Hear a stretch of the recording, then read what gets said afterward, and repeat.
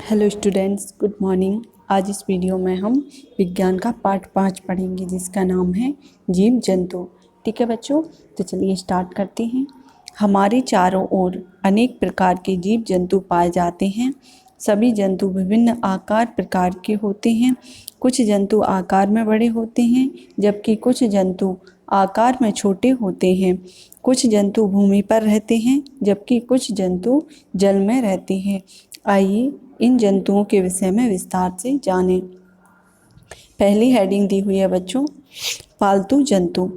जिन जंतुओं को हम घर में पालते हैं उन्हें पालतू जंतु कहते हैं, जैसे गाय, भैंस, भेड़, बकरी, कुत्ता, गधा, घोड़ा आदि। तो ये सब क्या होते हैं बच्चों? पालतू जंतु होते हैं जिन्हें हम घरों में पालते हैं। आगे, इन जंतुओं में से गाय भैंस बकरी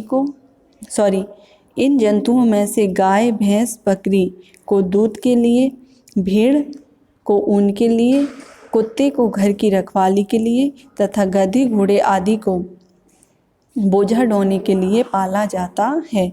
तो बच्चों, गाय भैंस बकरी को किस लिए पालते हैं? दूध के लिए। भेड़ को ऊन के लिए, क्योंकि भेड़ से हमें ऊन प्राप्त होती है।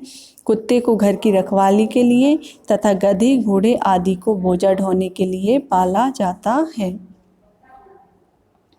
अगली हेडिंग है जंगली जंतु। अगली हेडिंग है बच्चों, जंगली जंतु। जो जंतु जंगल में रहते हैं उन्हें जंगली जंतु कहते हैं, जैसे हाथी, शेर, लोमड़ी, हिरण आदि।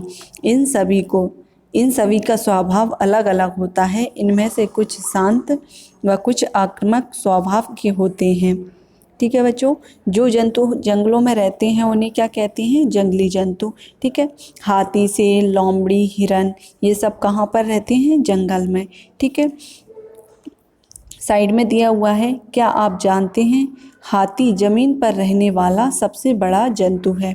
जो जमीन पर जितने भी जंतु रहते हैं बच्चों, उनमें सबसे बड़ा कौन सा है? हाथी। ठीक है, आगे दिया है अगले पेज पर, आकाश में उड़ने वाले जंतु। जो जंतु आकाश में उड़ सकते हैं उन्हें पक्षी कहते हैं, जैसे तोता, कबूतर, मोर आदि। सभी पक्षियों के दो पंख होते हैं। पंख पक्षियों की उड़ने में सहायता करते हैं। तो बच्चों, जो आकाश में उड़ते हैं उन जंतुओं को क्या कहते हैं? पक्षी। मोर, कबूतर, तोता, ये सब क्या हैं? पक्षी। ठीक है, जो आकाश में उड़ते हैं। साइड में बॉक्स में दिया हुआ है, क्या आप जानते हैं कुछ पक्षी जल में तैर सकते हैं, जैसे बतख, हंस।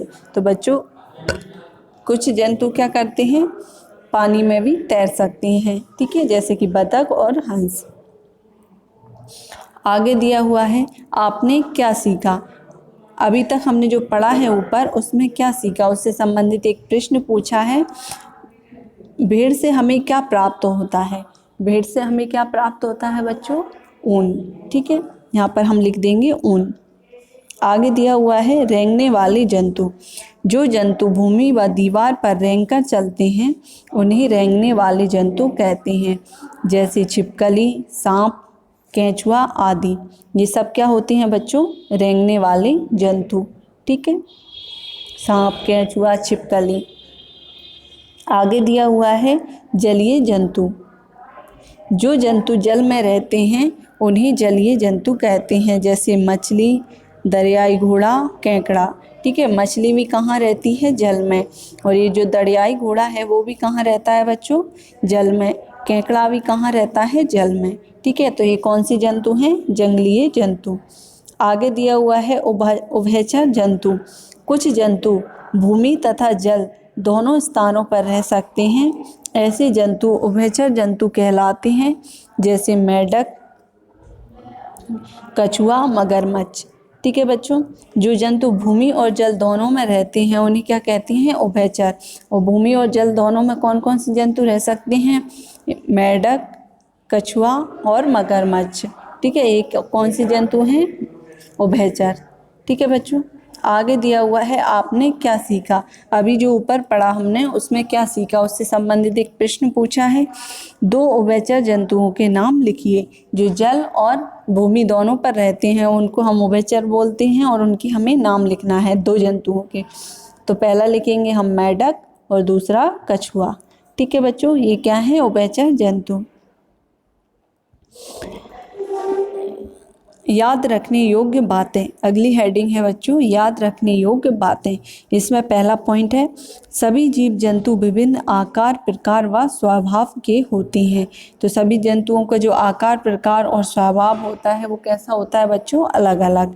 दूसरा पॉइंट है घरों में पाले जाने वाले जंतु पालतू जंतु कहलाते हैं।